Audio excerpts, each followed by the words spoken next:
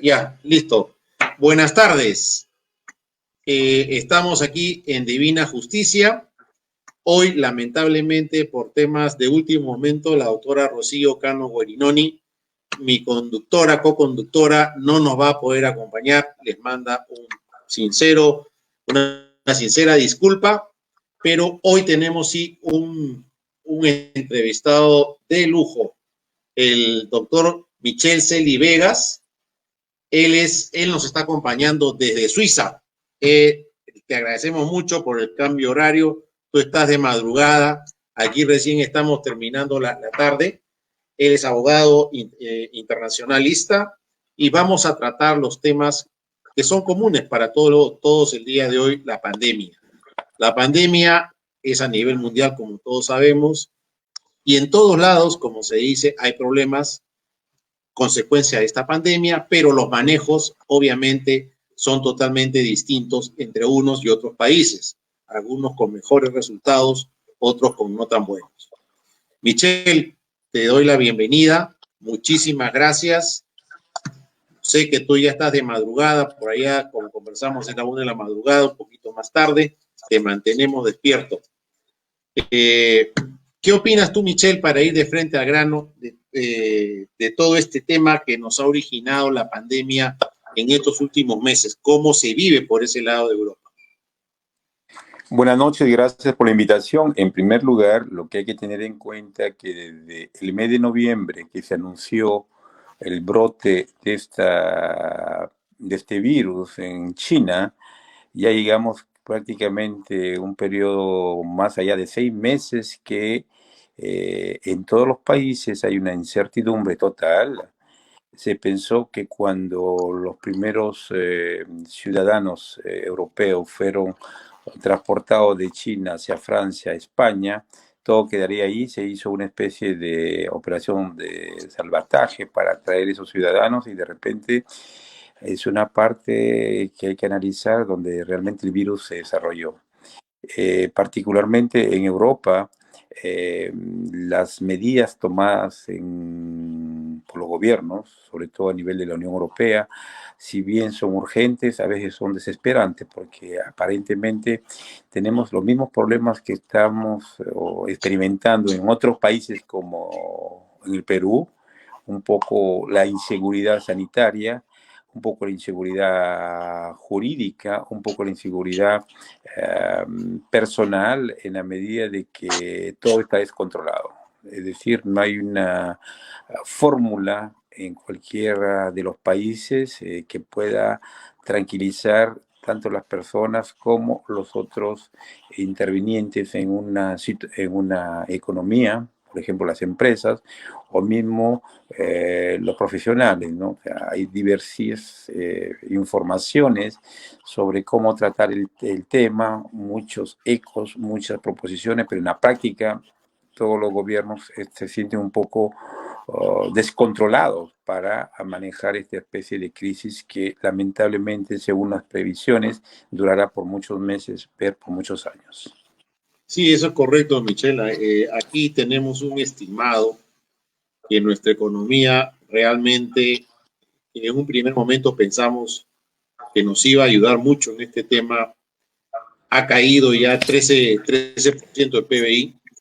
Eso no se va a recuperar fácilmente. Calculamos que estamos hablando del 2022-2023. O sea, nos espera un año 2021 muy fuerte, muy golpeado. Otra gran diferencia es que aquí tenemos fácilmente, hoy como está esta economía, 80% informalidad, cosa que también marca realmente la diferencia frente a Suiza, donde tú tienes formalidad. Y el otro tema también muy directo es la ausencia de Estado. Eso es otro punto. ¿Me llegaste a escuchar porque te congelaste? Michelle. Sí, no, sí, ya te escucho ahora. Sí, te escucho. Ya, te decía, ¿no? La gran diferencia que tenemos, por ejemplo, es la informalidad que subsiste aquí en Perú frente a la que tú tienes en Suiza. Y por otro lado, tú tienes también el respeto a la autoridad. versus el Efectivamente, liberalismo. hablamos de una informalidad y Este es ya, un gran problema. efectivamente, lo que pasa en estos casos de crisis es que vemos los reflejos de lo que son las estructuras de todo país. Antes de la crisis ya nuestro país está prácticamente dominado por informalidad y no Exacto. solamente el Perú, sino la mayoría de los países de la América Latina y asiático.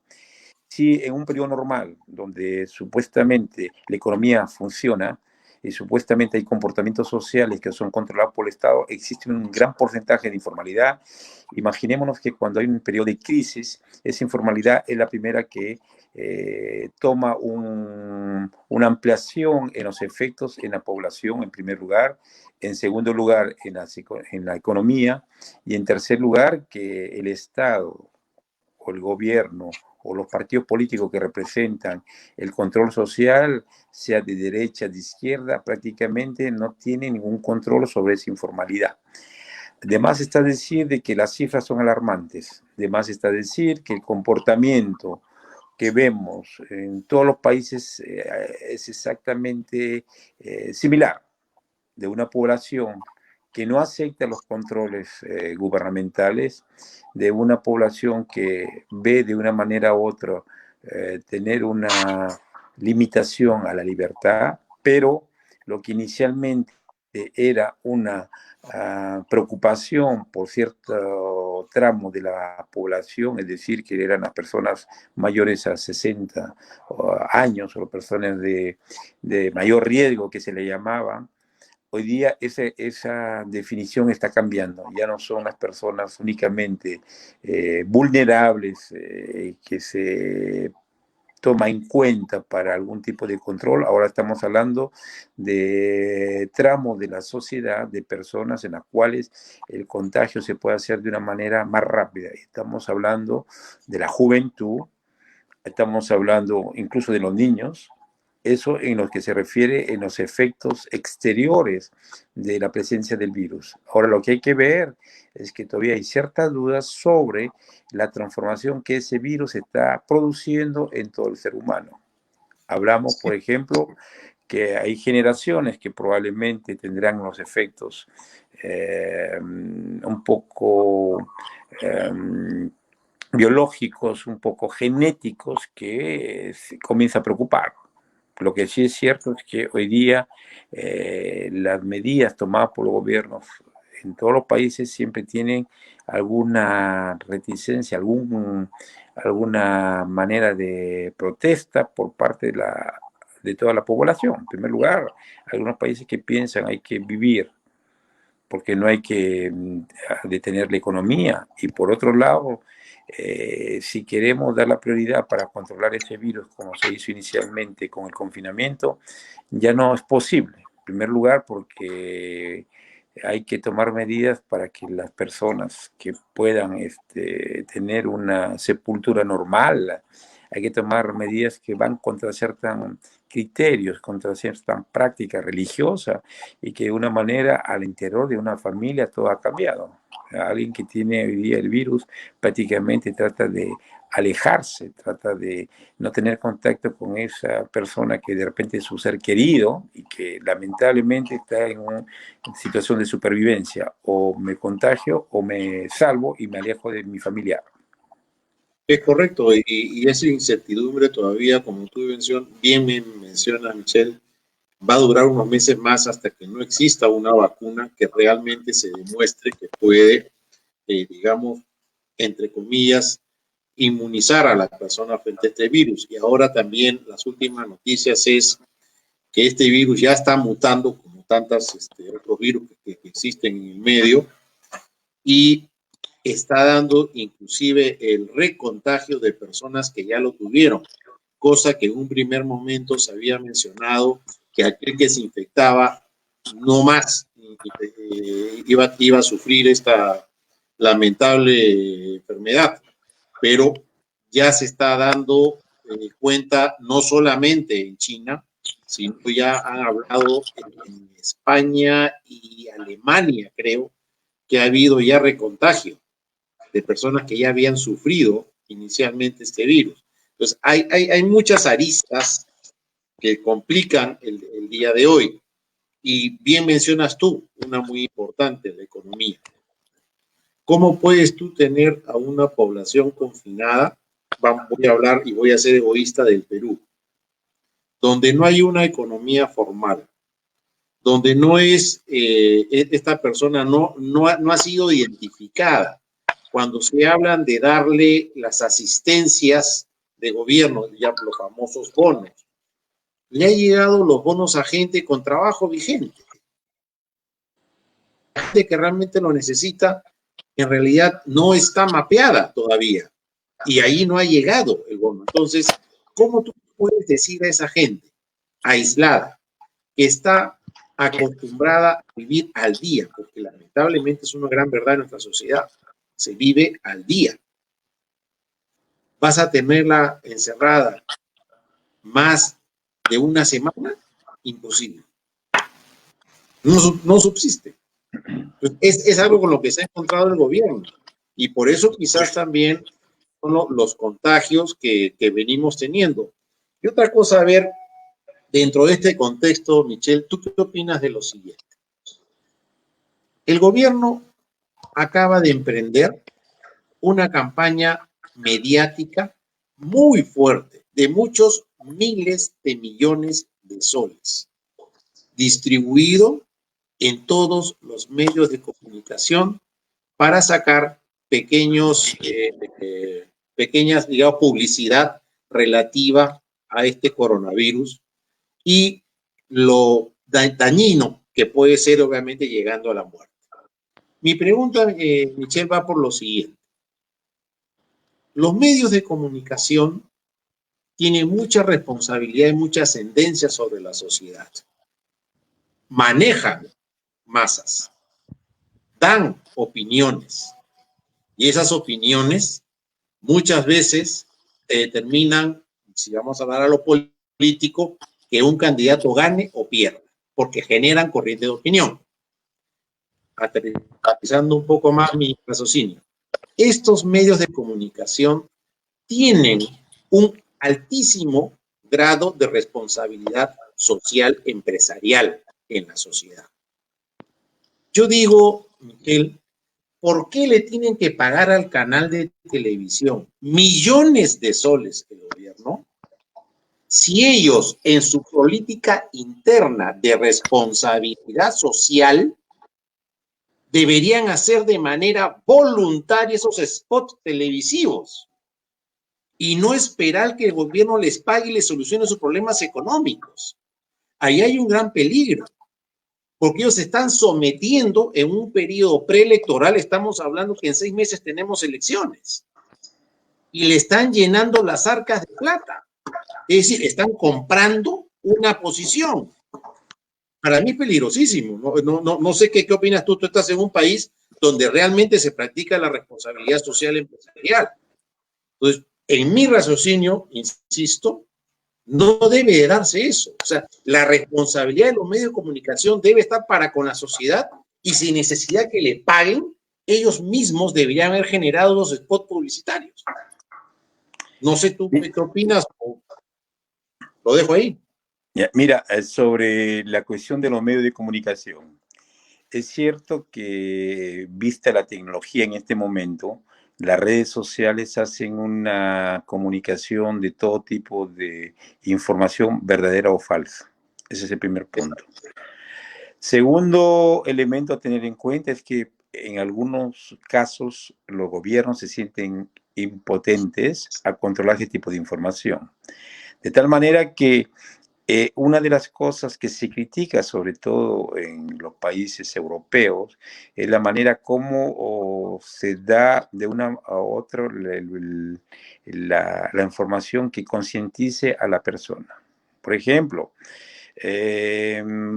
si tomamos en cuenta las medidas tomadas por cualquier gobierno para poder controlar los escenarios de contaminación, todos tienen el mismo común denominador. Es decir, hay que informar a la población, hay que suministrarle los medios, y eso es como una manera que yo estimo un mecanismo de control social. Eso estamos correctos todo el mundo. Es el labor del Estado, el labor del gobierno de informar.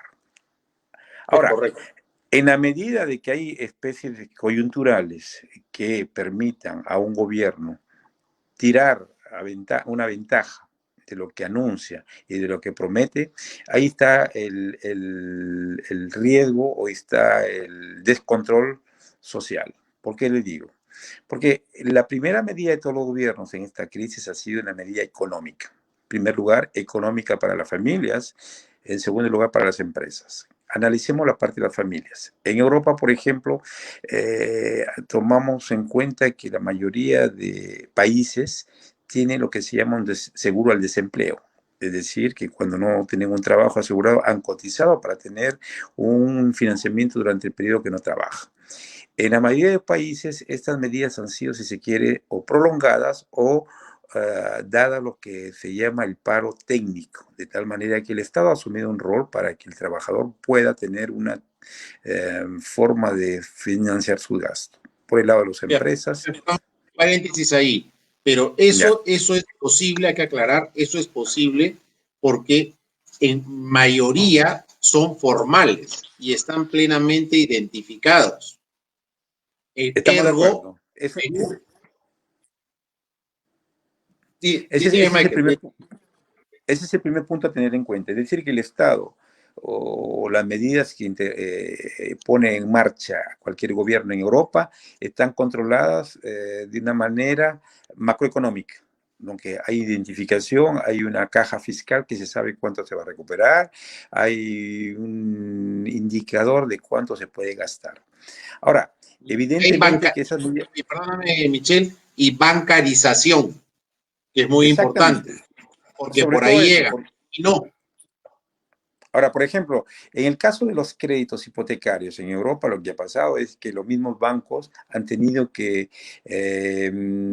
facilitar el no pago de, el vencimiento de una cuota hipotecaria. No por el hecho que los bancos eran buena gente, sino que ha pasado como el Perú, los bancos han recibido sí ayuda del Estado para poder mantenerse en este periodo de crisis. Evidentemente, hace unos días escuché la ministra de Economía del Perú, donde hay esta discusión sobre los bonos, utilizar los fondos públicos, que según algunos representantes del Congreso pretenden pasar un mensaje que el dinero está tan disponible para utilizarlo en el financiamiento de esta emergencia. A veces hay que confundir, o no hay que confundir los términos populistas en una época de crisis, y eso es lo peligroso en países como el Perú. No podemos pretender hoy día, por ejemplo, que dar ayuda financiera hay que tocar la caja fiscal. Tú lo has dicho muy bien, en Europa hay instrumentos para controlar el déficit, hay instrumentos para saber cuánto hay de moneda que circula. En el Perú hay que crear caja, hay que crear inflación, porque hasta lo que tengo entendido, en los próximos meses se estará discutiendo la ley de presupuesto. Muchos piensan, la ley de financiamiento, muchos piensan de que el dinero está ahí para cogerlo, eso es falso.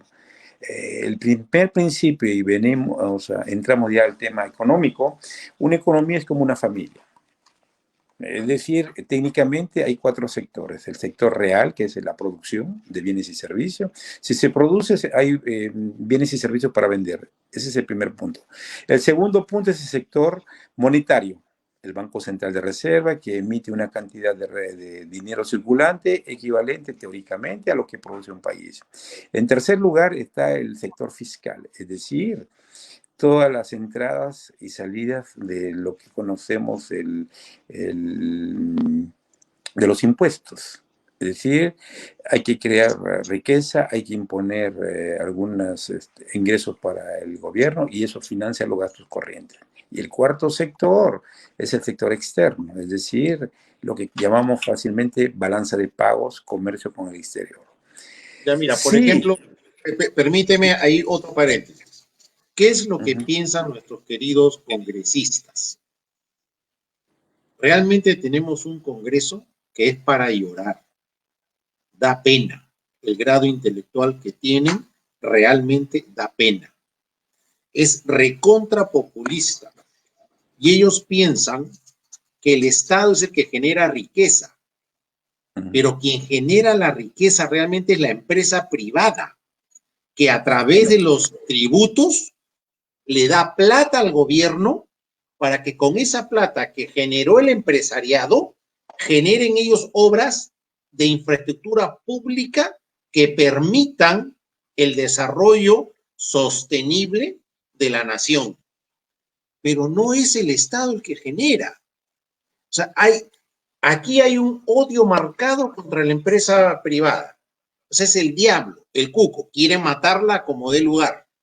Pero si matas a la empresa privada, nuestros queridos congresistas no entienden que están matando el desarrollo del país. Y eso es penosísimo.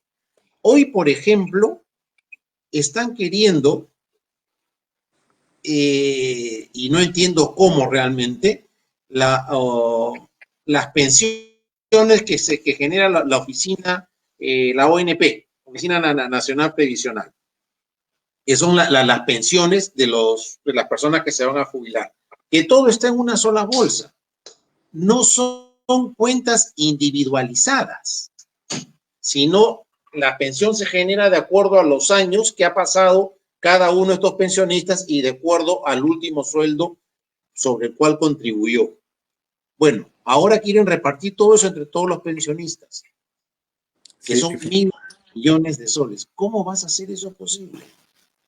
mira, sobre ese tema, yo pienso que lo primero que tienen que aprender, porque todo el mundo aprende según lo que pueda leer, es cómo funcionan los sistemas de pensiones públicas. ¿Ya? Si cogemos las estadísticas, y esa es una pena, lamentablemente, que la representación política en el Parlamento no conozca y no se dé el trabajo por conocer, porque publicaciones de la OIT existen en Internet gratuitamente. Y si cogemos el simple manual de la OIT, donde establece pautas, como pasa en los países, nos damos claramente cuenta que países como el Perú, la contribución para la vejez es básicamente el aporte del trabajador. O sea, no hay una participación del Estado como hay en Europa, No, para decir. para. Ese es el primer punto.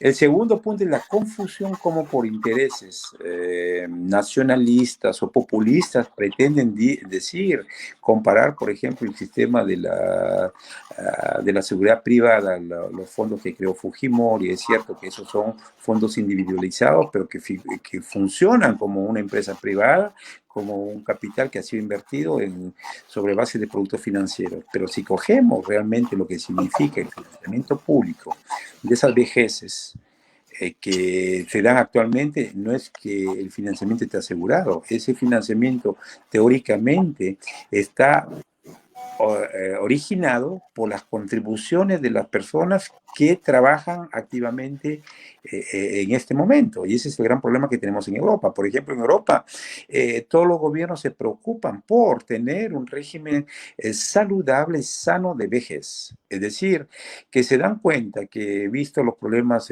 macroeconómicos, el desempleo, los jóvenes trabajan menos y la población vive más. Entonces, tenemos jóvenes que producen menos porque de una manera los empleos se han restringido, y por otro lado tenemos un periodo de jubilación que empieza en algunos países a 60, a 65 años. La mayoría de los países europeos están pensando ya en aumentar esa edad hacia los 70. ¿Por qué? Porque el problema es fiscal, el problema no se puede financiar esas pensiones. Ahora, estamos hablando de países. ¿Me escuchan? Porque parece que se fue Radio Miraflores. ¿Aló? ¿Aló?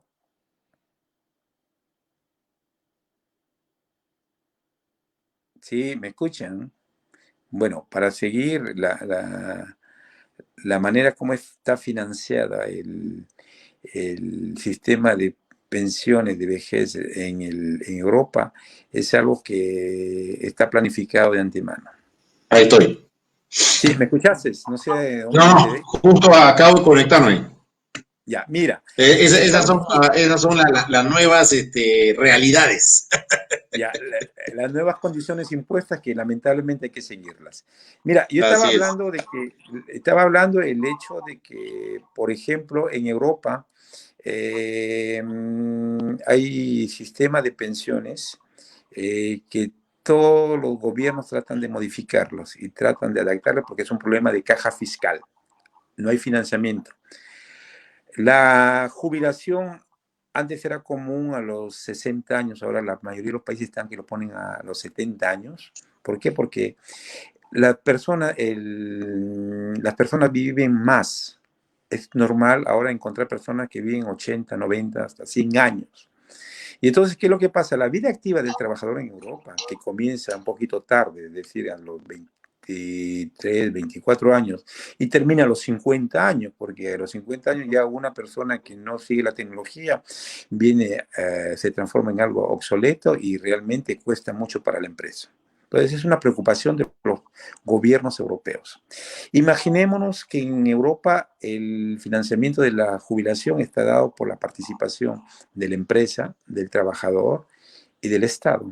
Yo he visto, según las estadísticas de la OIT, en la mayoría de los países latinoamericanos, todo es financiado por el trabajador, lo que aporta. Estamos hablando de términos de entre 8 a 13%, que es relativamente elevado, y que el Estado no participa generalmente en nada. Entonces, ¿qué es lo que pasa? El Estado, es muy fácil hacer el cálculo. El Estado, para pagar la vejez de las personas que están ahorita en esa situación en Perú, necesita tener las contribuciones de las personas que trabajan. Y volvemos al tema de la formalidad. Si no hay empleo y no hay personas que le quedan y no trabajan, evidentemente esa vejez no puede estar financiada. Imaginemos que a esto hay muchos criterios populistas de personas que tienen la posibilidad de dar leyes y que no comprenden la realidad. Imaginémonos qué es lo que va a pasar en el Perú. Y ahora, sin entrar al debate político, están pensando ya toda la etapa siguiente, que es declarar inconstitucional las leyes que están o que van a ser aprobadas. Y esto genera confusión y al final lo único que busca es crear inestabilidad, y ahí vemos la debilidad de la clase política, y ese es uno de los temas que podría enfrentarse. La clase política está débil porque tanto el Ejecutivo como el Legislativo en todos los países, y particularmente en el Perú, son personas que están de paso. Y si el Sí, bien de totalmente. todo el mundo Pero está de mira, paso, Michelle, ¿sí? lo que tú dices, la debilidad de la clase política y el poco intelecto. ¿Cómo tú puedes sostener el Congreso que tenemos? Y vuelvo a hacer hincapié en nuestro Congreso, y a veces yo digo Congreso con Z-O-O, no con S-O, de que un congresista representante de una de nuestras regiones vaya a su región a decir que con avionetas los están contagiando con el coronavirus. Exactamente. O sea, ¿cómo sostener eso? ¿Me explico? O sea, ¿hasta qué extremo seguir? Ese es el tema. ¿Cómo estamos? Jorge, buenas tardes. ¿Cómo estás? ¿Qué tal? ¿Qué tal? Jorge, ¿cómo estás? Buenas tardes. ¿Cómo estás? Sí, buenas tardes. Lamentablemente, Rocío no Michelle, nos puede acompañar. Ha tenido un contratiempo de último minuto. no te Bueno, preocupes, podemos conversar. sí, estamos aquí como comentando acerca de las consecuencias tanto en la economía como en política de lo que ha originado esta pandemia, no solamente en nuestra parte del hemisferio, sino también en el lado europeo. Y concretamente estábamos tocando ahora el tema de lo que son las pensiones. Los gobiernos, cómo han ido apoyando a los trabajadores a través de los seguros de desempleo, cosa que lamentablemente nosotros aquí en Perú no tenemos por el grado de informalidad en el cual estamos. Ya estamos alcanzando picos del 80% de informalidad, antes teníamos 70%, pero ha aumentado muchos puntos a raíz de esto porque ya tenemos casi 6 millones que han quedado en estos últimos casi 5 meses desempleados a raíz de esto, ya sea vía suspensión perfecta, vía simplemente no renovación de contratos, o también empresas que han cerrado. Entonces, todo esto ha llevado a una informalidad muy grande. Tú, Jorge, que has tenido toda esta experiencia política, tú que has estado como asesor del Congreso, ¿qué opinión te merece todo ello? Y sobre todo, con esta última que los congresistas quieren ya sacar los fondos de la ONP, que no son fondos individuales, y que más va para una complicación que una solución. Mira, nosotros somos bien drásticos cuando hacemos la crítica al modelo económico. Si vamos a nosotros a responsabilizar a alguien de lo que hoy nos acontece con la crisis sanitaria, vamos a decir nosotros que es el modelo económico, o sea, puntual. La constitución de Fujimori fue hecha para un momento. Lamentablemente solo se pensó en darle entrada a capitales internacionales. Se destruyó el sistema de salud, se privatizó todo lo que se pudo. Prácticamente la innovación, la ciencia y tecnología, la investigación desapareció de las universidades. No tenemos un Estado promotor de industrias. Somos simples subsidiarios, como dice la Constitución de Fujimori, ¿no? Y las consecuencias son estas. Hemos entregado el monopolio de las farmacias a un grupo económico que cuando le da la gana subir los precios o cuando le da la gana, pues simplemente, organiza un encadenamiento entre laboratorios, farmacias y clínicas. Estoy siendo bien crudo porque yo quiero que sepas cuál es mi punto de vista en este tema. Y si vamos a los bancos, no es posible que se hayan perdido 60.000 millones de soles en la reactivación económica. ¿Cómo un gobierno puede entregar a los bancos para que sean los bancos los que busquen colocar esos fondos? Y a los primeros que colocaron fueron a sus mismos grupos económicos, sabiendo que, como tú dices, tenemos millones de microempresarios que estaban quebrando o que están quebrando, ¿no? ¿Y por qué no usar el Banco de la Nación para poder repartir esos fondos o trasladarlo a la población en forma directa, ¿no? ¿Qué papel cumple COFIDE acá? O sea, hagamos un análisis de COFIDE para la repartición de estos fondos. Hablar del Congreso es sinceramente, pues, diríamos, es un punto aparte, ¿no? O sea, este es el Congreso es lo que tenemos y sobre esa base creo que ellos están actuando populistamente, buscando posicionar a sus candidatos. Pero el problema aquí es el modelo económico. Bueno, estamos en el deshonroso primer lugar en el planeta en contagios, y esto es que están contando con la información oficial. Si fuésemos nosotros más allá y viésemos la información real, estamos superando pues a cualquier país del planeta y con el nivel de población que tenemos. Y el gobierno está de tumbo en tumbo. La estrategia de Vizcarra no ha dado resultados. La famosa meseta nunca llegó. La repartición de los bonos es un desastre. Se han dado cuenta, gracias a la repartición de los bonos, de que el sistema de información del MIDIS o de los ministerios no servía para nada. ¿Dónde está el INEI en este tiempo? Mira, ahí hubo para ir contestando un poquito y dialogando. ¿Recuerdas tú que tuvimos un censo hace 4 años, me parece que fue? Claro. ¿Recuerdas tú? ¿De qué sirvió el censo? En absoluto. Justamente el censo era para eso, para conocer dónde estaba nuestra población y qué tipo, justamente por las preguntas que en ese momento se daban, era para saber qué estrato socioeconómico tenías y qué carencias tenías. En realidad fue una pantomima que se gastaron millones para nada. Millones para nada. Y tuvieron al país. Claro, y ahora tú ves las cifras, ¿no? O sea, las cifras son irreales. Entonces, alguien tiene que responsabilizarse de esto. ¿A quién vamos a responsabilizar? Bueno, no sé, nadie. A nadie.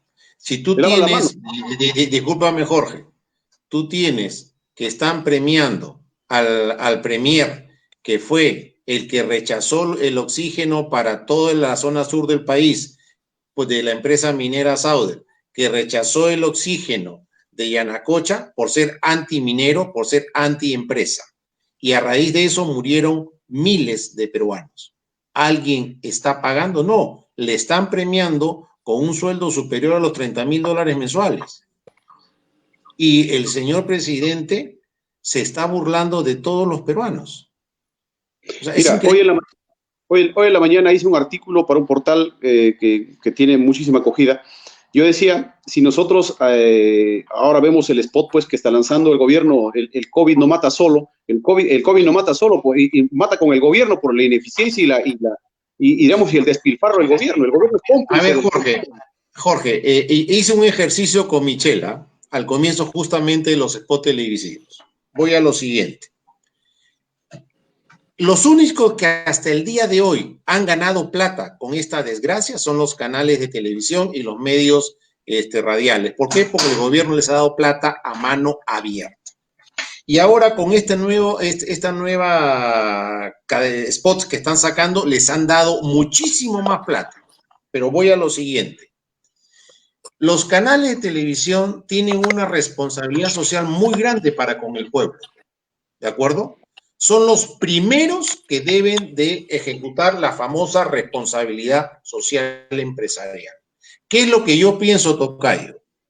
Que los canales de televisión, dentro de su propia generación de responsabilidad social empresarial, ellos mismos de mutuo propio deben hacer los spots sin recibir un solo centavo. Sin embargo, se le han arrodillado al gobierno para que les den lluvia de millones. Y obviamente a 6 meses de las elecciones, ¿quién es el que va a ganar? El candidato del gobierno. Están comprando la conciencia de los peruanos, porque un canal de televisión genera una cadena de, ¿cómo llamo? Lo someten. O sea, ahí hay un peligro enorme. Y nos olvidamos de la responsabilidad social empresarial, pero de una manera muy bonita. Sin embargo, todo el mundo habla. Yo soy socialmente responsable. ¿Dónde está la responsabilidad social de los medios de comunicación? Que cuando más debió verse, es cuando menos la están aplicando. Y eso compartíamos ahí, ese comentario con Michelle. No sé, Michelle, si puedes opinar al respecto. Sí, mira, buenas noches, Jorge, para los dos Jorge. Mira, quisiera hacer un comentario sobre lo que ha expresado Jorge Paredes, Terry. Es cierto, tenemos una situación de emergencia ahora que refleja lo que dije hace un momento, la estructura de un país. Si cogemos una obra peruana de Carlos Malpica, me parece, Los dueños del Perú, vemos la explicación del mercado peruano monopólico, oligopólico, y eso continúa. Han pasado de las haciendas azucareras, ha pasado a los bancos y eso va a continuar. O sea, hoy día hablamos de las industrias farmacéuticas y probablemente después que pase la crisis tendremos los monopolios también en las tecnologías de información y seguirá siempre eso. Ese es el problema de todos los países. El problema del Perú es básicamente el problema de distribución de riqueza, en primer lugar. Y hablar de distribución de riqueza, el primer personaje o los primeros personajes visibles son los parlamentarios, son los miembros del Poder Ejecutivo. Están de paso. Si cogemos el gobierno peruano actual, con todas las reformas que ha tenido en los últimos 5 años, lo único que ha podido mantener estos representantes políticos es esa lucha un poquito disimulada o aparente contra la corrupción. ¿Por qué? Porque eso vive al peruano, ese vive en una manera, para algunos, el resentimiento político, para otros el resentimiento social, pero lamentablemente, ese elemento único, luchar contra la corrupción, es que une a la mayoría de personas. Y si luchamos contra la corrupción, contra una empresa brasileña que al inicio era Odebrecht y que ahora aparecen los tentáculos de empresas locales en todos los países, estamos bien, pero no hemos resuelto el problema. El problema es de que conocer lo que pasa en Perú significa informarse.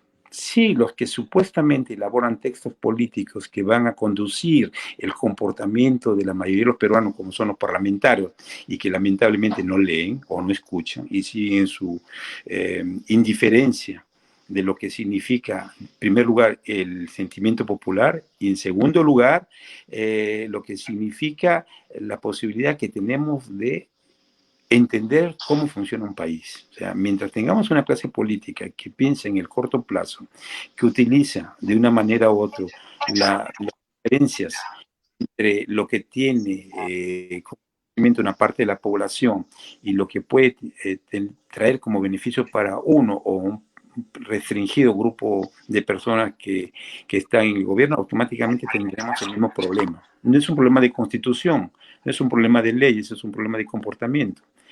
Y si cada 5 años, o últimamente en el Perú como pasa, cada 2 años vamos a elegir representantes, sabemos hoy día que el parlamento que tenemos es un parlamento diferente al anterior, pero no es mejor. Simplemente lo que demostramos ahí es de que probablemente el próximo parlamento tendrá otra deficiencia, se abocará siempre el tema de comisión fiscalizadora de investigación, corrupción, pero los problemas del Perú seguirán. Los bancos seguirán, ahora habrá un presupuesto, todos los gobiernos hablarán de presupuestos sanitarios, presupuestos de educación. Imaginémonos, estamos en Lima, estamos con tecnología que no podemos ver. Imagínense ustedes en el interior del país, esa economía rural, esa economía que funciona muy bien cuando no está, o que funcionaba muy bien cuando no había la carretera que los unía a la capital. Eso es una cosa que todo el mundo está olvidando. Y lo peor del caso es de que normalmente en este momento seguimos en el mismo diálogo, en el mismo tipo de preocupación sobre el famoso, la famosa confrontación entre capital y trabajador. Yo parto del hecho, tengo una pequeña empresa como abogado, y parto del hecho que siempre hay que estar midiendo el riesgo que uno toma. Es decir, si hay muchos gastos, si hay pocos ingresos, nos adaptamos, pero imaginemos en el lado del gobernante que tiene las arcas libres para él, lo primero que va a hacer es llenar lo que puede llenar, como hacía Fujimori con los aviones que cargaba, o como probablemente saldrá después lo que hace en este gobierno, pero eso no soluciona el problema. Y por los medios de comunicación están ligados a los grupos de poder. Los grupos de poder que hacen lo que realmente le dice el que tiene el poder en ese momento. Y hay que comprar diarios. Bueno, efectivamente. Pero, Michelle, el que tiene el poder ahora es el gobierno, es el que tiene la plata, y con la plata baila el mono. Y lamentablemente, todos los medios de comunicación están arrodillados. Eso es lo malo. Y por otro lado, tú hablas de corrupción. La corrupción está enquistada en todos lados y hoy, actualmente, el vicepresidente del Congreso de la República está cuestionado. Es una gran mafia también del sistema de justicia peruano. ¿Y pasa algo? No, sigue siendo congresista, sigue siendo intocable y no va a pasar nada. Y eso es lo lamentable, que el pueblo, cuando ve que sus propias autoridades son corruptas, cuando ve que sus propias autoridades no respetan las leyes, cuando ve que sus propias autoridades facilitan y respetar la ley, ellos también le respetan. Hoy, ¿qué tenemos? Ausencia de autoridad total. Por eso es que cada quien hace lo que le da la gana, como le da la gana y a la hora que le da la gana. Como yo digo, nuestro país es una república bananera. Cada quien hace lo que quiere y a su manera, porque nadie sale castigado. ¿Tú crees que cuando salía el gobierno a decir, lo detenemos y pagan la multa? Haz una encuesta, ¿cuántos han pagado un sol de la multa que le han impuesto? Ni uno, ni la van a pagar. Entonces salen porque saben que no hay autoridad. Salieron tantas leyes y le dieron subsidio al transporte público. Fíjate tú cómo están las combis el día de hoy, los ómnibus, repletos de gente, cuando supuestamente solamente iban a estar a un 30 o 40% de capacidad. ¿Para qué dieron la plata? Por gusto. Entonces, sucesivamente, cuando la autoridad no respeta la ley, ¿de acuerdo? Cuando la propia autoridad encargada de imponer y hacer respetar no la hace respetar, sucede lo que estamos viviendo. Lamentablemente es nuestra idiosincrasia, Jorge, Michelle. Y eso no va a cambiar de la noche a la mañana, lamentablemente. Es triste. Yo creo, si me permites, el país ya lo heredamos, o sea, hay que hacer limones, como dice, si del cielo te caen limones, aprende a hacer limonada. Vamos a ver qué se puede hacer de aquí en adelante. Se vienen las próximas elecciones. Supuestamente va a haber un recambio de autoridades. Se está presentando un ex jarquero, se está presentando un militar, se están presentando elementos tal vez sin la capacidad suficiente para poder guiarnos en esta situación tan difícil, tan nefasta que se nos presenta ahora. La recuperación económica va a ser lenta, difícil, por supuesto, se necesita mucha muñeca. Hay que proponerle algo al país. O sea, si vemos los casos, por ejemplo, de desarrollo, en el caso de Singapur, en el caso de los países de Asia, ¿no? ¿Cómo han tenido que aplicar, pues, un cambio constitucional y mano dura, hermano? Liderazgo. Pero, Liderazgo, Jorge, mano dura y que el sistema... Estoy de acuerdo contigo, pero todo parte por educar, por educación. Por supuesto, sin educación, por mejor constitución que podamos tener, por mejor buena voluntad que se pueda dar, pero si tú no educas al pueblo, va a seguir siendo el pueblo ignorante que lamentablemente somos, y es la verdad, somos un pueblo ignorante, somos un pueblo que tenemos las mejores leyes del mundo, pero no cumplimos una sola. Claro, y es una triste realidad. Tenemos un Congreso que es una payasada. El Congreso que tenemos hoy es una payasada y es el reflejo de lo que es el Perú. El 80% del Congreso es informal, es decir, nunca accedió al sistema financiero, no conoce lo que es una cuenta corriente, no conoce cómo funciona un sistema financiero, no conoce los FPs. Ellos pensaban de que iban a la FP y le decían, dame mi plata, volteaba el cajero y iba a la caja y sacaba el dinero. No sabía que estaba colocada en bonos, en acciones. O sea, ¿qué puedes esperar de eso? ¿Qué puedes esperar de un Congreso que se tumba un contrato internacional, lo de los peajes? Populismo puro. Entonces, mientras no eduquemos. Aunque el tema de los peajes son peajes que nacieron muertos, nacieron vía corrupción, ¿no? O sea... Lo que tú quieras, Jorge, lo que tú quieras. Claro, pero es un contrato con estabilidad jurídica. Mira, claro, volvamos al tema educativo, es importante, permíteme, Michelle. ¿Quiénes son los que están en el Congreso? Son los ahijados de Acuña, dueño de la Vallejo, los ahijados de quién, de Luna, dueño de la Universidad UTP, ¿no? Y si seguimos así, todos los fujimoristas estaban metidos ¿con quién? Con alas peruanas. O sea, la privatización de la educación, o sea, soltar la educación a manos privadas y en cocheras, en cualquier sitio hacían pues sus colegios y sus universidades, atraía como consecuencia esto. Y eso permitía la constitución de Fujimori, la liberación al mercado, a la voracidad del mercado del sistema educativo. Y mira las clínicas. Ahora las clínicas puedes ver ahora pues cobrando ¿cuánto? 40, 50 mil soles por paciente, aprovechándose en plena pandemia, ¿no? O sea, y el nivel del manejo de las medicinas igual. Repito, el monopolio de las medicinas, o sea, la voracidad del mercado, y nadie les puede decir nada. ¿Recuerdas tú cuando el presidente dijo, cuando las clínicas no querían pues recibir a los pacientes, no le daba la gana de recibir a los pacientes? ¿Qué dijo el presidente? Voy a llamar a llamar al artículo 70 de la Constitución para tomar la administración de las clínicas. No le hizo caso. Eso fue pura pose. Pura pose, exacto. ¿Por qué? Porque no podía hacerlo, pues. O sea, el Estado está arrodillado. Entonces le falta liderazgo y nos falta cambiar la Constitución, no hay otra. Si me no necesariamente cambiar la Constitución. Yo no voy por cambio de Constitución. Mira, bueno, dale, yo lo que quisiera expresar simplemente de que es lamentable que tengamos que dirigir el cambio de comportamiento social a cambio de un texto constitucional. Es cierto, la Constitución Exacto. existe en todos los países, existe como la norma rectora, pero no va a cambiar en nada.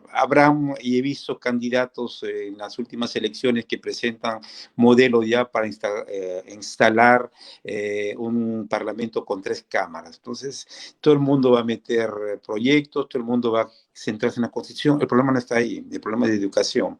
Y la educación no es solamente de los pequeños que hay que educarlos, de nosotros mismos. ¿Por qué aceptar cada 5 años, últimamente cada 2 años, el mensaje que transmiten algunas personas y el que gana las elecciones no es necesariamente el que utiliza las redes sociales, utiliza las redes religiosas, utiliza algo que da el voto.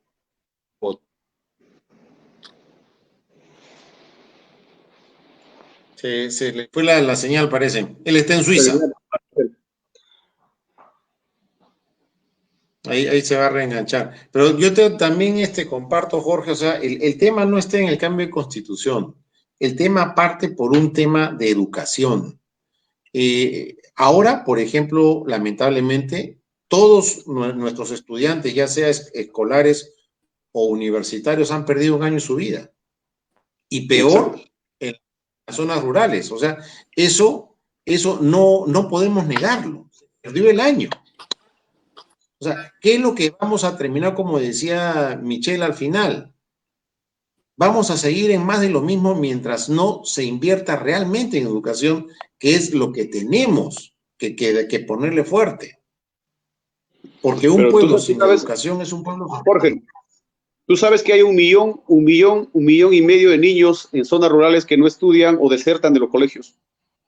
Y normalmente, sí, o sea, debería ser una cifra de 200.000, ya 300 ya, pero es 1,5 millones, más de los que ahora dejan de estudiar. Vamos a 3 millones de niños que no tienen opción ya a poder educarse o tener un sistema de educación que los pueda salvar de la ignorancia. Pero fíjate tú cómo es el Ministerio de Educación, Jorge, yo estoy de acuerdo contigo, pero fíjate inclusive cómo es el Ministerio de Educación. Voy a comprar 1 millón de tablets, ¿de acuerdo? Dime, como gobierno, no hago yo el contacto directo con otro gobierno o directo con la empresa y consigo un mejor precio. ¿Por qué tengo que poner a un tercero a comprar que sé que me va a cobrar una comisión? Y ya sabes que por dónde viene el tema de comisiones. Y que el resultado, de eso era que era una estafa de la patada, que salió tan mal que se les cayó. O sea, y ahora vuelven a insistir en lo mismo. O sea, es un absurdo, Jorge, tocayo, es un absurdo. Esa compra no debe hacerse así. Pero bueno, Michelle, nuevamente son gajes de la nueva era que nos toca con esta tecnología. Pareciera que los que dominan la tecnología no les gusta escuchar las opiniones que estamos dando. Hay que tomarlo por el lado bueno. Tampoco no hay que caer en la siempre hay que reírse siempre. Mira, lo que decía, básicamente, la educación en el Perú es cierto que cuando hay la intervención del capital privado con empresas que generan una alternativa o una competencia al sector educativo público, es bienvenida, como lo es en todos los países. Lo malo que en el Perú, esas organizaciones que se han anclado a los grupos de poder y que han creado por la vía académica una especie de dependencia, de estandarización sobre criterios que son sociales y que atraen a cierto grupo social dentro de las zonas urbanas, eso es lo que es preocupante. Y es preocupante en la medida de que seguimos creando universidades en carreras que lamentablemente pierden mucha importancia en los temas que imparten. Por ejemplo, yo recuerdo, yo hice la Facultad de Economía en la Universidad Agraria de La Molina.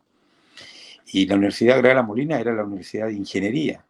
En la época de los terratenientes era bien difícil encontrar una persona que no sea terrateniente y que tenga sus hijos en la Universidad Agraria de La Molina. Vino la reforma agraria y todos los que había en La Molina ya era, la población era de migrantes, de personas que habían trabajado en el campo. Y paralelamente, ¿qué pasó con la educación peruana? Se crearon facultades, universidades privadas, Universidad de Lima, Universidad Católica, Universidad Pacífica, se agrandaron en la medida de que habían especialidades en materias que era fácil implementar y que dependía de la economía en ese momento, era la economía de mercado, que se afianzó y se crearon la facultad de economía, de derecho, administración. ¿Y qué se necesita para ese tipo de facultades? En la época, ¿eh? Simplemente tener los profesores, el estudiante, y hacer una política masiva de comunicación y el negocio era seguro. Ahora, probablemente la educación, y ese preocupante de lo que yo veo, es que el hueco, la diferencia que había entre un grupo social al interior de una ciudad moderna o que se encuentra en las capitales de las regiones, va a tener una gran diferencia por el avance tecnológico, porque hoy día ya no hablamos de la presencia física, hablamos de la presencia virtual. Hablamos de trabajo virtual, es la moda, pero ¿quién va a ser más productivo en ese mundo virtual? Es el que tenga mejores aparatos, el que tenga mejor abonamiento, el que tenga mejores instrumentos. Entonces, esa educación que hoy día pretendemos salvarla, hay que salvarlo con los nuevos instrumentos. O sea, el que hoy día nace con la computadora, hoy día exactamente los medios de solución de cultivar o de dar algún cambio en educación será por ese vía de la computadora. O sea, no claro, pensemos en que Michelle, regresar a la educación. hay un principio universal. Información es poder. Quien tiene información tiene el poder, tal cual. Pero sin embargo, nuestra propia realidad como país nos lleva a ver que tenemos una franja costera que maneja información, una franja, digamos, de sierra, y si nos vamos a la sierra sur, altiplano, no tiene información porque no llega la internet y demás, y en la selva también muy pobre. Y la realidad nuestra también es, yo sí pues, recorrido el Perú de cabo a rabo, nuestras zonas de frontera están totalmente abandonadas, sobre todo en la selva. Tú tienes una penetración portuguesa Brasil brutal en la zona de Madre de Dios. Es increíble. O sea, en la frontera tripartita, Bolivia, Perú, Chile, en Inambari, todos hablan portugués. O sea, ¿y nosotros qué? Sin ir más lejos, o sea, si te vas a Caballococha, puros colombianos. Y si te vas simplemente a Tumbes, fíjate cómo está desarrollado Tumbes versus también Tacna. O sea, nuestra mejor frontera, por decirlo de una manera, sería la de Tacna. Pero de ahí, Jorge, pues, no me vas a dejar mentir, no nos hemos desarrollado. Y se escuchan más radios extranjeros que radios peruanos. Exacto, no mira,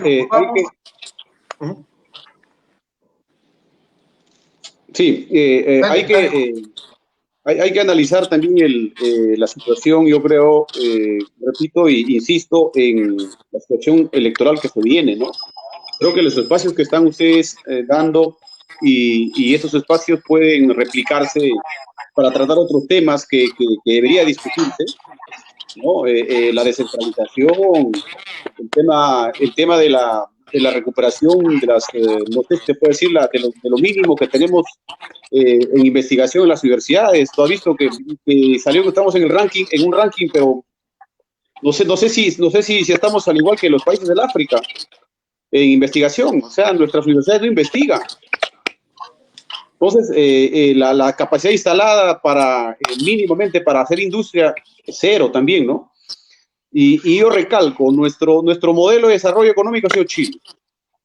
Aquí se ha copiado de todo de Chile, de todo, absolutamente todo. Hasta se ha generado un pequeño, digamos, grupo económico ligado a los chilenos, que son los que dominan prácticamente todos los sectores económicos, y miremos del espejo en Chile, porque Chile nos llevan 20 años, y Chile ya está cambiando su constitución. Chile ha sufrido un embalse de manifestaciones y de reclamos que hoy están cambiando su constitución. O sea, se han visto obligados. ¿Por qué? Porque lamentablemente el neoliberalismo puro y duro o el capitalismo salvaje con la constitución de Fujimori se instaló en nuestro país y tenemos que cambiar. O reformamos la constitución o el pueblo va a salir a las calles a cambiar la constitución con violencia, como en Chile. O sea, preparémonos para una situación que se viene. Pero ojo, Jorge, hay que tener presente, hay que reconocer. El Perú llegó a ser lo que es por el capítulo económico de esa constitución. Hay que tener mucho cuidado con el populismo, mucho cuidado con los cambios de constitución que nos pueden traer más desgracias que gracias.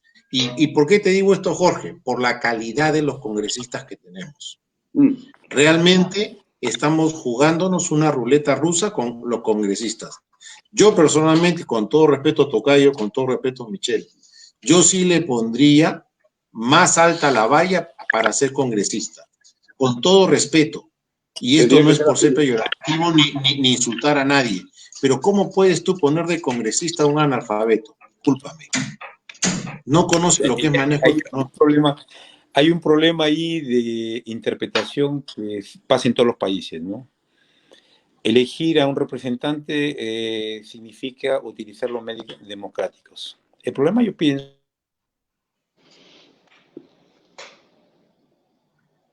se le fue la señal. Que es la modalidad cómo se elige. Miren en Estados europeos, miren en el Perú cómo se elige. O sea, de repente el voto directo o el voto preferencial, que algunas veces se toca, son mecanismos que hay que evaluarlos, no para proteger el monopolio de algunos representantes de algunos partidos, simplemente de pensar de que hay alguna posibilidad de cambiar esa manera de elección. Ahora, ¿por qué? Porque mantenernos en el sistema, en el mecanismo que estamos ahora, conduce a lo que estamos viviendo y va a ser un poco más drástico y dramático. Son los extremos, y los extremos hacen daño. Los extremos significan salir a las calles para continuar con la revuelta social, significa no hacer caso a la autoridad, significa ahuyentar los capitales extranjeros que quieren invertir en el país, sobre todo provocar un éxodo del país, de las personas que puedan aprovechar su juventud y formarse en países europeos o de América del Norte. O sea, eso es lo que realmente provoca todo ese tipo de transformaciones al interior de un país que en algún momento no son controladas. Y el control no debe venir únicamente por la clase política, el control tiene que venir de nosotros mismos. Es decir, los que somos abogados, los que somos economistas, los que somos administradores, tener un grado de participación de conciencia. Ahora, ¿quién lo hace? En términos normales, hay que hacerse la pregunta si nosotros lo hacemos. ¿Qué pasa? No, la verdad que no. Exactamente, o sea, empecemos por nosotros, empecemos diciendo... Es que es verdad. Mira, Michelle, como digo yo, y sin temor a equivocarme, el siguiente congreso que viene va a ser peor que este. Exactamente. Y así de repente sucesivamente. Lamentablemente, ¿por qué? Va a ser peor. Yo estoy convencido y créeme que antes de ser electo este congreso, en diciembre, sostuve que el congreso que iba a entrar, que iba a ser electo, iba a ser peor que el que salía, al que habían cerrado el congreso. Y con pena me equivoqué. Y con pena me voy a seguir equivocando. Porque cada vez, yo lo veo así, la educación va declinando, los valores van declinando, la ética va declinando. Y fíjate lo que entra. Eso es lo malo. Ahora, el problema está en cómo definimos los términos o cómo interpretamos la definición de los términos que se han mencionado. ¿Qué cosa es ética? ¿Qué cosa es valor educativo? ¿Qué cosa es respeto a la otra persona? Tomamos, mire, he visto ahí las imágenes de lo que ha pasado en esa discoteca. Personas que han muerto, personas que probablemente no les interesaba la vida de los otros, pero que ya en un grupo reducido de 100, un centenar de personas se producen eso, es algo indicativo de una sociedad en la cual no hay control. Y por otro lado, cuando yo digo respeto, no hay respeto a nada, no hay, cuando yo digo ni respeto a ellos mismos. Yo, por ejemplo, cuando hablo de respeto, y eso es en Europa y particularmente en Suiza, respeto es ya asistir o ir a una reunión en la hora que se ha previsto. Es decir, respetémonos nosotros mismos. Decimos a las 10 de la mañana, hay que estar a las 10 de la mañana.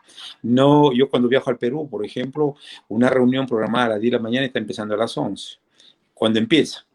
Es irrespeto. Ese tipo de irrespeto, generalmente, personalmente, cuando escucho a personas que viajan de Europa, me dicen, en el Perú todo el mundo hace lo que quiere, todo hace como viene en gana. Ahora, lo que hay que preguntarse es cuáles son las razones por las cuales las personas reaccionan de esa manera, o sea, las personas que están en Perú. Es una Porque cuestión... no hay principio de autoridad. Mira, y yo también te lo digo de otra manera, Michelle, y me imagino que tú viajas por Europa y viajas por varios países. ¿Cómo es una sociedad, Jorge? Ten presente esto. ¿Cómo observas tú si ves que es una sociedad ordenada, si es una sociedad que se respeta, si es una sociedad que respeta a su prójimo en el tránsito? En algo tan sencillo como eso. En el tránsito te das cuenta tú si es una sociedad que respeta, si es una sociedad que acepta una autoridad. Ahí te das cuenta. Si es ordenada, si no son los bocinazos, si no se pasan las luces rojas, si no te cierran, si respetan los pares, si dejan pasar al peatón. Ahí te das cuenta, Jorge, Michelle. ¿O estoy diciendo algo irreal? No, yo te pongo el ejemplo más simple. Eso lo vemos en cualquier aglomeración, en cualquier cola que hay. Si estamos en una cola para un banco y vemos a alguien conocido, nos metemos antes. Si vamos al cine, cuando íbamos al cine, hacemos la misma cosa. Entonces, esa criollada, que aparentemente algunos la consideran así, es una falta de respeto. Y si no empezamos por nosotros mismos, nadie va a seguirnos. Mira, aquí hay un tema que hay que analizarlo, porque en realidad, yo repito, la clase dirigencial no está capacitada para liderar los cambios. O sea, si el ciudadano tú le pides responsabilidad, lo primero que te dicen, oye, si los de arriba roban, ¿por qué yo no voy a robar? O sea, ¿para qué voy a poner si se va a ir en corrupción? O sea, pero como te decía, Jorge, sí, es verdad. Tú tienes al vicepresidente del Congreso hoy que está demostrado que es discúlpame, en todo cuello blanco. No, de ética. El vicepresidente del Congreso. Entonces, sobre esa base, sobre esa base hay que hacer un cambio cultural en el país, pero repito, no sé, algo se tiene que hacer. Ya hay 35 años de modelo económico y este es el resultado, lo que dice Jorge Adriancén. O sea, tú te estás quejando de una situación política, económica, de informalidad, pero el marco normativo para que eso suceda estuvo en la Constitución. Porque vamos a tener que formar un nuevo ciudadano de aquí en adelante, no con los congresistas, sino llamando una asamblea constituyente, o sea, donde estén representados lo mejor del país. O sea, tenemos que hacerlo. No sé, algo hay que hacer. O simplemente, no sé, tapamos la mugre y seguimos caminando sobre el charco, ¿no? Y ahí nos vamos, y aquí a 30 años, ¿qué sociedad vamos a heredar? Ahora, yo estoy de acuerdo con lo que... Nos ha ganado el tiempo, ya nos hemos pasado de la hora. Más bien, les pido si nos pueden hacer una reflexión final para poder cerrar el programa. Acá tenemos una pregunta. Los nuevos congresistas deben ser profesionales. Basta ya de tantos oportunistas ineptos. De acuerdo, pero eso pasa por nosotros mismos, que somos los que los elegimos. Si nosotros que elegimos mal, ese es el resultado que tenemos. Nuevamente, la Constitución dice, para ser autoridad basta con ser nacido en el Perú y cumplir 25 años. 25 años. Nada más. Está en la Constitución. Entonces... Sí. Hay cosas que cambiar, pero ojo, no un cambio de constitución. Y vuelvo a insistir, Jorge, si el Perú llegó a ser lo que es hasta el año 2019, estuvimos muy bien, fue por su capítulo económico. Los invito a las reflexiones finales. Hay que analizar a profundidad, ¿es crecimiento o es desarrollo? O sea, el crecimiento económico lo puede tener cualquier país, pero en desarrollo económico estamos en el suelo. O sea, la Constitución no preveía eso. O sea, crecimiento económico sí, pero desarrollo económico, o desarrollo social, desarrollo educativo, desarrollo, diríamos, en salud. No, estoy de acuerdo contigo. Hay cosas que ajustar. Estoy totalmente de acuerdo contigo. Hay cosas que ajustar. Tus reflexiones finales, mi estimado tocayo. Bueno, gracias, Jorge. Interesante seguir debatiendo. ¿Eh? Sigamos debatiendo por el bien del país. Sí. Yo creo que estamos en una situación difícil, es cierto, pero las ideas tienen que nacer. Nosotros estamos formando un frente, el Frente Patriótico Peruano. Estamos con Antauro, así que te digo todo. Ya ves por dónde estamos encaminados. Así que ya nos vamos a encontrar en el camino. Saludos. Fusilen un poco, yo sí estoy de acuerdo, fusilen un poco de gente. Una racia. Por Dios que te apoyo. Por Dios que te apoyo. Sí. Es grave la situación. No, es gravísimo. Te agradezco, Jorge. Y no es para tomarlo a la broma. La verdad que no es para tomarlo a la broma. Estamos en una situación muy difícil. Sí. Michelle, tus palabras finales, tus reflexiones. Parece que se congeló, Michelle. Esa es nuestra nueva. Michelle, tus palabras finales. A ver. Agradecer a medios. Sí.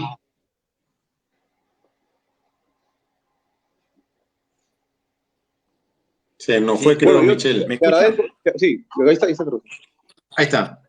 Michelle, adelante. Mira, agradecer por esta oportunidad de reflexionar, pensando que las realidades del 2020 son completamente diferentes a hace 5 años, y dentro de los años que vienen serán completamente diferentes todavía. Simplemente pensar que lo que tenemos que aportar algo para este cambio estructural en el Perú, hay que hacerlo con nuestras ideas.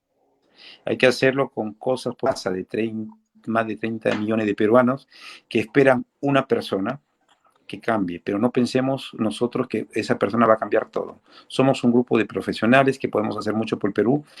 Nos encontremos donde nos encontremos, pero siempre hay la posibilidad de encontrar soluciones. Simplemente hay que pensar en términos de sociedad, en términos de corporación, en términos de unidad. No hay que pensar solamente los 5 años que nos da la oportunidad de elegir a un dirigente. Hay que pensar de que los hijos, nuestros nietos, van a heredar lo que nosotros pudimos construir. Muchas gracias. No, totalmente de acuerdo. Y acá hemos llegado sí a un punto común: educación. Si no tenemos realmente inversión en educación, va a pasar lo mismo. Vamos a seguir siendo lo mismo y cada vez va a ser peor. Coincido con Jorge, hay que hacer algunas reformas constitucionales, algunos cambios, pero no propiamente yo me tumbaría la Constitución, y tengo mucho miedo con lo que pueda pasar en estas elecciones. Se los digo abiertamente, muchísimo miedo. Hoy los medios de comunicación están arrodillados al gobierno. La lluvia de millones que le están dando los tienen así totalmente sometidos. Cuando los medios de comunicación por propia iniciativa son los llamados a sacar esos spots bajo su lema de responsabilidad social empresarial y no recibir los millones del gobierno para pasar unos spots. O sea, ahí ya vemos que algo no está funcionando y que la llamada responsabilidad social empresarial no es tal. Es, dame platita, yo saco, si no, no me interesa. Bueno, les agradezco muchísimo. Quedemos en conversar más abiertamente, como tú dices, Jorge. Es bueno intercambiar ideas. Es bueno que cada uno exponga lo que tiene para sacarlo mejor. Es la única manera en que vamos a poder mejorar nuestro país. Yo no veo otra posibilidad. Realmente, hoy estamos ya muy cerca de un despeñadero y nos vienen 2 años económicamente muy, muy fuertes. Hemos caído 13 puntos del PBI. Jorge, un nacionalismo científico. Los mejores hombres, las mejores mentes del país se ponen al servicio de la nación. Es la única manera. Bueno, les agradezco muchísimo por su participación, Michelle. Disculpa que te hayamos hecho y mantenido, ya son las 2 de la madrugada en Suiza. Disculpa la hora, mañana hay que trabajar.